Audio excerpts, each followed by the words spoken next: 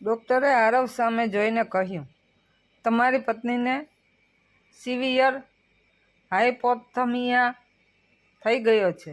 આટલી કાતિલ ઠંડીમાં તેમને બહાર કોણે રાખ્યા હતા? ઠંડી અને માનસિક આઘાતના કારણે ગર્ભાશય સંકોચાઈ ગયું છે અને બાળકના ધબકારા ખતરનાક રીતે ઘટી રહ્યા છે. જો અમે સમયસર તેમને નોર્મલ ટેમ્પરેચર પર નહીં લાવી શકીએ તો કદાચ અમે બંનેમાંથી કોઈ એકને જ બચાવી શકશું.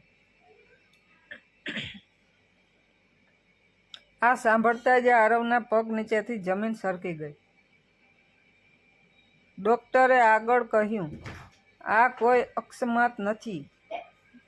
દર્દીને જ્યારે થોડો હોશ આવ્યો ત્યારે તે સતત એક જ વાત બબડી રહી હતી કે રિયા, પ્લીઝ દરવાજો ખોલ, હું ગર્ભવતી છું. શું તમારા ઘરમાં કોઈ રિયા છે? ડૉક્ટરનો આ સવાલ સાંભળતા જ આરવની આંખોમાં લોહી ઉતરી આવ્યું. તેણે ધીમેથી પાછળ ફરીને રિયા તરફ જોયું.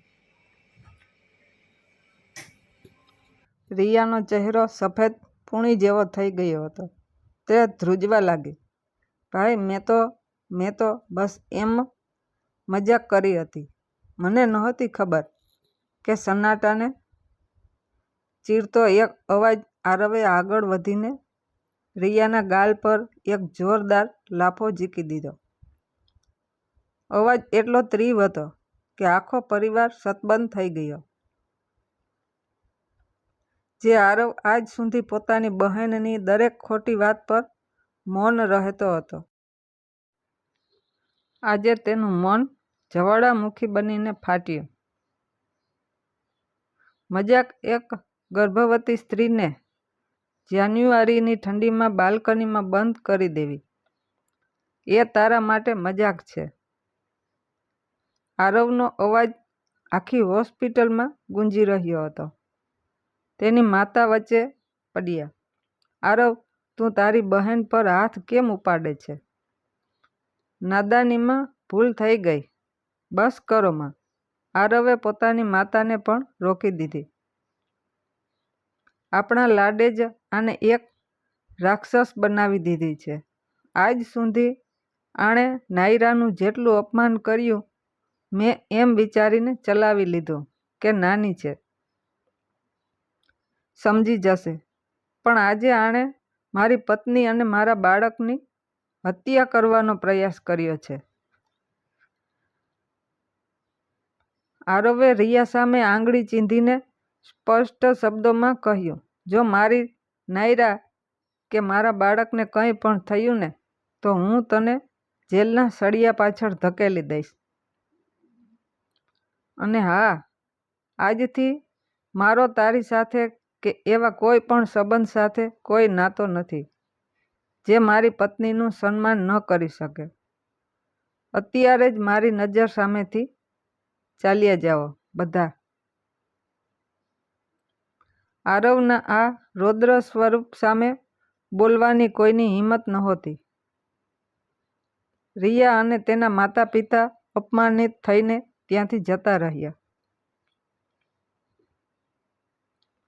થોડા કલાકો પછી ડૉક્ટરે બહાર આવીને આરવના ખભા પર હાથ મૂક્યો અને રાહતભર્યું શ્રીમત કર્યું.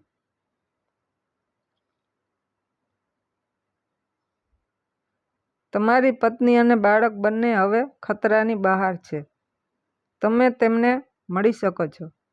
આરવ રડતો રડતો રૂમમાં ગયો. નાયરા થાકેલી પણ સુરક્ષિત હતી. આરવે તેના માથા પર હાથ ફેરવ્યો અને તેના હાથ ચૂમી લીધા. મને માફ કરી દે નાયરા. તું જ્યારે મારા પરિવારના મેણા સહન કરતી હતી ત્યારે હું ચૂપ રહ્યો, પણ હવે નહીં. હવેથી આપણે બંને અને આપણું બાળક એક નવી દુનિયા વસાવીશું, જ્યાં કોઈ તને દુઃખ નહીં પહોંચાડી શકે. નાયરાની આંખોમાં આંસુ હતા, પણ આ વખતે તે ખુશી અને સુરક્ષાના આંસુ હતા. બાલ્કનીની એ કાતિલ ઠંડી રાતે ભલે નાયરાને જમાવી દીધી હતી, પણ તેણે આરવની અંદર રહેલા એક સાચા પતિ અને પિતાને હંમેશા માટે જગાડી દીધો. સત્ય અને પ્રેમની જીત થઈ હતી.